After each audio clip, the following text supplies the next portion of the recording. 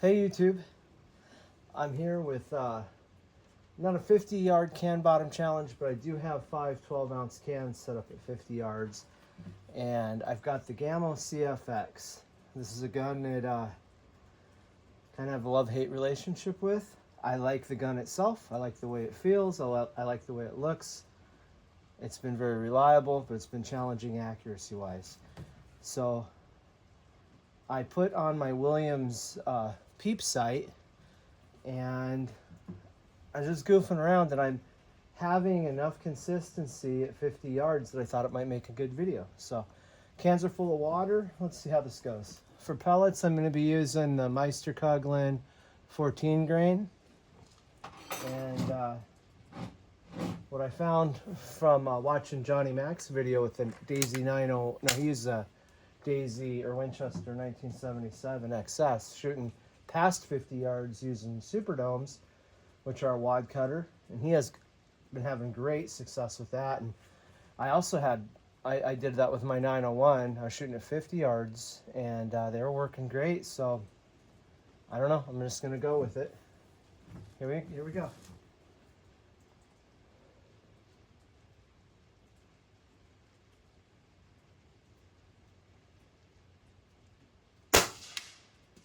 All right, I don't know where I hit that. Now my glasses are starting to fog. It's nice out. It's getting into fall shooting weather. I mean, it's still summertime, but got some leaves that are falling in the very back of the yard there, and yeah, getting rainy weather, nice and cool.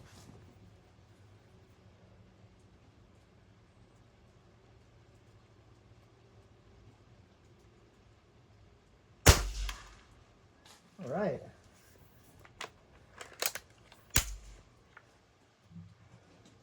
You guys can see where I'm hitting better than I can.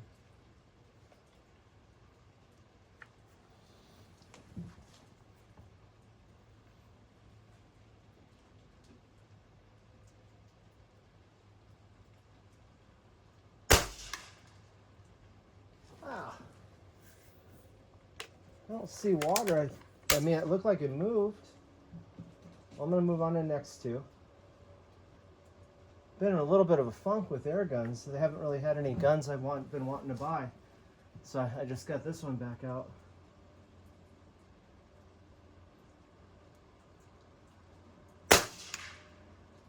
There we go.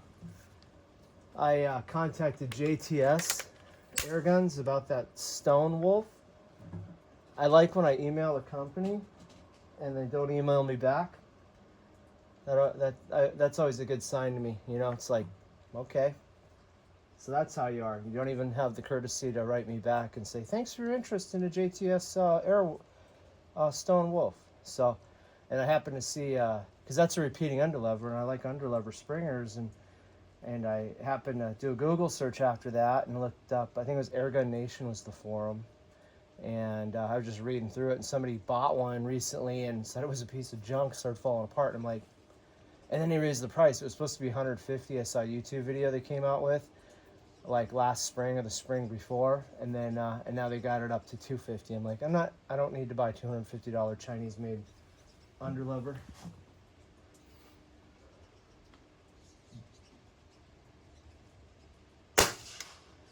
But I gotta go down there and see what these look like. Thought I hit the one to the right. I did. Okay, so I did hit that one, and that must have been enough to. So I hit that one. I hit that one. I hit that one. Oh, that one I grazed, but I didn't actually put a hole in him. So let's take him out. Well, all right, guys. I just grabbed those cans from down there, and as you saw from that footage, that I'd actually hit all of them, but this one I grazed. So I'm going to go ahead and I need to put him out of his misery.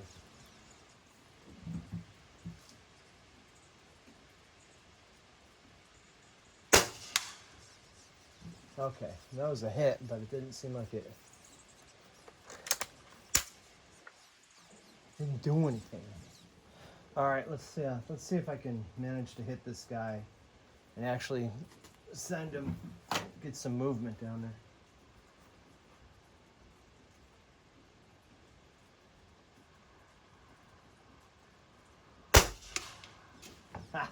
That's what I wanted to see. Let me show you something I've discovered with this gun. So I did a whole series of videos on this CFX 22 caliber. I bought it. They had it some kind of special off the Gamo website. I bought it last summer, and oh shoot, had a bunch of trouble with his, and he figured there was an issue with the crown, and I ended up taking a grinding stone to my crown and cleaning it up, which did help. Bravo Bass, and he had a really bad time with his as well. And here's part of the reason, and I don't know, this could just be the sight, but focus. But look how far off.